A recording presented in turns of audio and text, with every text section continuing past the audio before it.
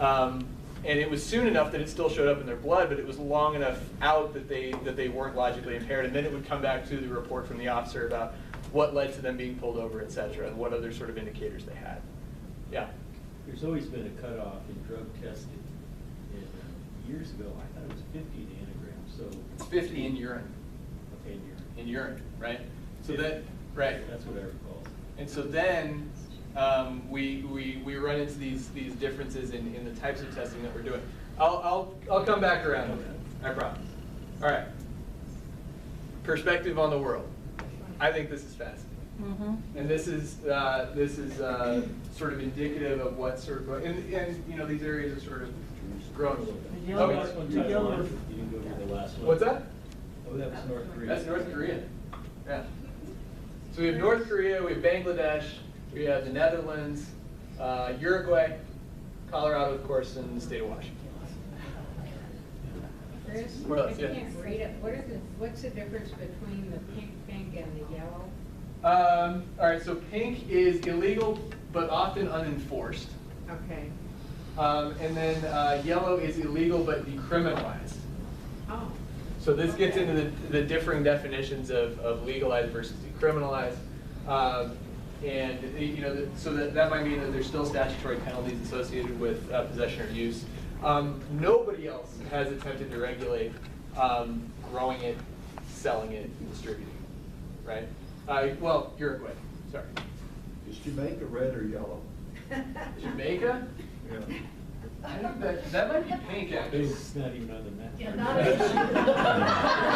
I'm sure you don't see it because of all the smoke. I think this is the illegal but often unenforced thing. Yeah. They use it as a business for vacationers to pay for their tax thing. They arrest vacationers and. So we have a little bit of history with workplace management of marijuana in the workplace.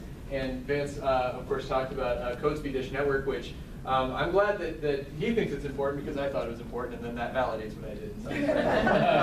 So that's Mr. Coates right there. That's his attorney. You heard the whole story. The part that sort of is a little bit relevant to EAP that gets doesn't often get heard is that he did come up fully on a random, right?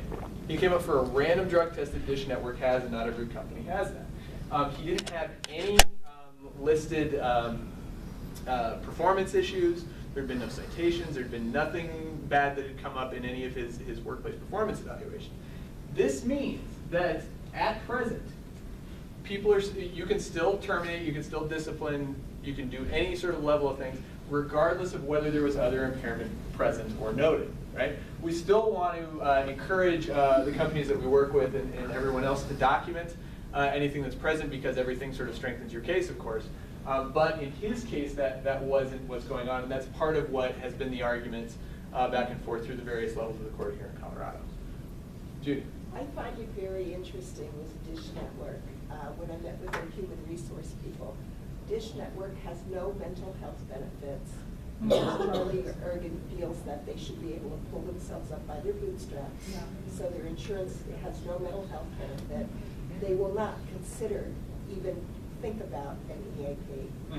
And that came straight from the human resource person. Well, fortunately enough, and now we're getting into the healthcare policy side of what I do, that can't be the case anymore with Dish Network. You have to have at least Medicaid equivalent plans as part of your workplace benefits. Now, if you don't offer workplace benefits, which they would have to because of the size of their company, of course, but if a bunch of people are sort of going off into the exchange to try to find better benefits, then they face fines, pay to play kind of thing. So that's encouraging, at least in my own what's going on. The other one that is sort of informative is this Benoit versus the Industrial Claims Appeals Office, and this person was fired for a positive drug test that I believe was for cause. It was a reasonable suspicion kind of thing that fell in according to their drug-free workplace policy. He applied for unemployment benefits after getting fired, and it was denied. And then he appealed that in court, and it was upheld, and et cetera. So that's where we stand. So not only is it about termination, it's about unemployment benefits and other sort of things that might follow. All right. Was going to show the video, and what the video is So you can see a little bit here about how, knowing what we know about the population here in Colorado. These were the counties that voted in favor of Amendment 64. Red counties were the ones that voted against. You see sort of a general trend of I-25 and I-70 here, of course, where the population centers are, except for Douglas County. Kind of naturally, it's very, very conservative down there. And then, anyway. But what that was is it was a commercial that I'm sure that many of you saw leading up to the election, where, I mean, it showed on NBC and CBS and whatever all the time. That was the Yes on Amendment 64 crowd's effort, where there was there's a dollar sign and all this money flowing to Mexico, and then there was a school, right? And there's this happy teacher who's standing up in the front of the room and she's writing something on the board, and she says nothing, and yet when she turns around, all the kids raise their hands. Somehow they knew to answer a question. But anyway, with the argument being that if we regulate marijuana like alcohol, what we can do is we can tax it, we can make things safer in that way, and then we can provide money for things that we want. So we want more schools. We want to be able to fund a regulatory apparatus for the sales of marijuana, and in order to do that, we have to legalize it and then regulate it in that way. That message seems to have resonated, at least with a certain percentage of the voting population, right? This regulate like alcohol, right? And sort of borrow a lot of our sort of theoretical conceptions of what we do with marijuana, both from a public policy standpoint and in our sort of the lower level policies, the small p kinds of things that we do. And that's what I'll sort of say is maybe even if you disagree with the legalization of marijuana, then this provides us at least a little bit of a conceptual framework. Whatever we think about alcohol, we may be able to borrow, at least in some ways, for marijuana. Thoughts? Arguments? Etc. It's a little hard for me to justify building schools off of substances that are addictive. What's really interesting, and that makes a very pertinent point. Yesterday, actually, if you get the Harmony Foundation's emails, their director of communications has this lengthy. It's less of an interview. It's not really a blog piece. It's sort of it's a long read. It's long form read about his interaction and sort of what he's deciding about his view on marijuana. Of course, knowing the Harmony Foundation themselves, and I don't know if there are any Harmony Foundation folks here. There may be. Their view on, of course, they were against the legalization of marijuana professionally, and that's what they came out with. One very sort of interesting thing that he said was, he said the conversation with a pro-marijuana advocate changed when we were talking about $40 million for treatment, right? And is it important that, now of course we're engaging in, some sort of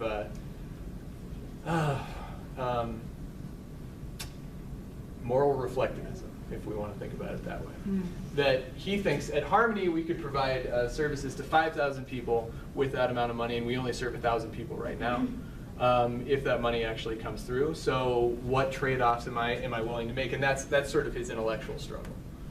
So it heartens to hear that we're having this conversation, we're having these struggles in that way. Yes, Pat? Well, from what I've read, and probably everybody knows this, but like the University of Colorado had 30% more enrollment this year than they've had in years.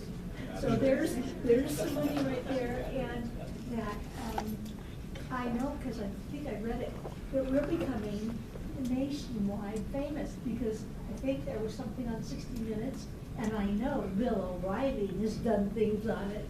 So there's lots of promotion. There is attention being paid to our state, certainly. Like I said, when you hear people from out of state, they have a lot of questions about it. I mean, sometimes their thoughts are sort of unrealistic about what things are like here. The recent sort of interesting story that came across was a gentleman was pulled over in, I believe, Montana, with Colorado license plates. Was it Idaho or Montana? Idaho. It was Idaho. It's up there, and they have mountains. I don't know. I'm kidding. I spent a lot of time in Montana, of course. So at any rate, in Idaho, he was pulled over by the state patrol there, and he suspects that they thought that he had marijuana because he had Colorado license plates. Now, when you have those sort of anecdotal stories, last time I told this story, actually, somebody in the back said, "Oh yeah, that happened when I was driving my father to Ohio. He was moving in with my brother because he's getting older and he can't take care of himself anymore. We got pulled over 3 times with our Colorado license plates." And we weren't, we weren't speeding or driving really erratically or whatever, but we thought we were being targeted, which may be the case. And if you really want to take that to a logical extreme, what you might want to consider, assuming of course that you aren't carrying marijuana in your car, is that as you cross the border into other states that don't require front license plates, like we do, take them off. Because that decreases the opportunity of somebody to see what state you're from by 50%. Anyway, so that is a total aside. So all right. So as Vance pointed out as well, this is the language specifically in Amendment 64. So this is what we want to be aware of when we're talking about the workplace. Nothing in this section is intended to require an employer to permit or accommodate the use of marijuana in the workplace or to affect the ability of employers to have policies restricting the use of marijuana by employees. Could not be said any more clearly, I don't think. That you're allowed to have drug-free workplace policies, you're allowed to have zero-tolerance drug-free workplace policies, and you're allowed to enforce them in all of the ways that he was outlining. Of course, he knows far more about the legal aspects and what's defensible and what kinds of things to consider when you do that. Yeah, but we know as the sort of cases have held out, at least to this point, that this has to do with discipline and termination for failed drug tests. This has to do with denial of unemployment claims, and this has to do with the lawful off-duty activity statute, which is the statute that Mr. Coates is using against Dish Network, or at least attempting to use. And what that says essentially is that you're not supposed to be able to be fired in Colorado for engaging in activities on your own time off of company premises that are legal, right? You hear sort of 2 stories about how that came to be or what that was intended to protect. The first is smoking tobacco, if there was a sense that companies were going to fire all of their smokers because they were driving up health insurance costs, and that we know that smokers are generally, on the aggregate less productive than non-smokers, et cetera, that they were going to fire for that, and then this would make that illegal because smoking tobacco is legal. But the other one is political activity. So if you engaged in political activity that your company didn't like, but you did it on your own time, and you did it in a legal way, then you wouldn't be able to be fired for that. But that's the challenge that's going on at this point, and sort of you've heard where the decisions have been made so far. So we always advocate, and of course I'm preaching to the choir in here about drug-free workplace programs. So there's 5 sort of components to these, and I won't spend too much time on this because those of you who worked in the AP for a long time, especially in internals and staff models, kind of know there's a policy. So Vance talked a lot about what the policy is and sort of then how you enforce it. But it would include drug testing, although as he pointed out, the Drug-Free Workplace Act doesn't necessarily require that there be drug testing as part of the policy. But we certainly encourage that it is part of the policy. Training supervisors in recognition of impairment, in recognition of suspected use or misuse. And that has to do with marijuana, that has to do with alcohol, that has to do with prescription drugs, that has to do with anything that could impair performance. That has to do with mental health concerns. That has to do with other physical issues which may impair people's ability to function effectively in the workplace. Training of employees, education, which is part of the requirements of the Drug-Free Workplace Act, and of course an employee assistance program. I think they're all right. I like them. That's why we're all here. Okay. There's an interesting sort of way to look at it if you wanted to really think about it. This gentleman's a little bit famous here in Denver.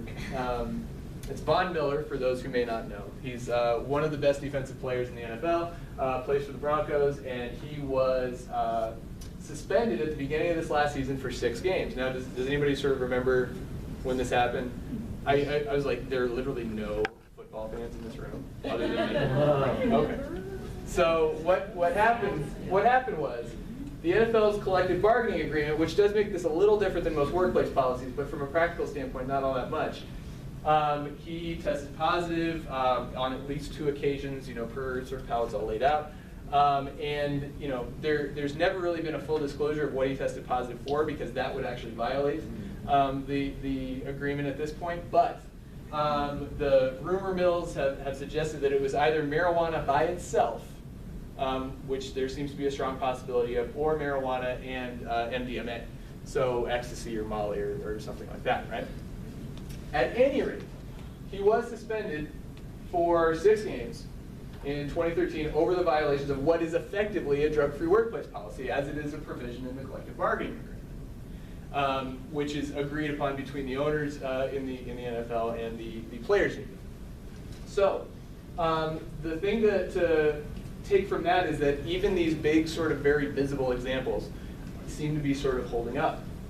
The other thing that I think is interesting and of course encouraging for our field is that there are different provisions within the NFL's collective bargaining agreement, and this may interest only me, for positive tests for performance-enhancing drugs versus what they call recreational drugs like marijuana or MDMA versus amphetamines, steroids, HGH, things like that. They're performance-enhancing in nature. In that we know that his test was for a recreational drug because he was allowed to be back at the team facility, which is not true if you test positive for performance-enhancing drugs.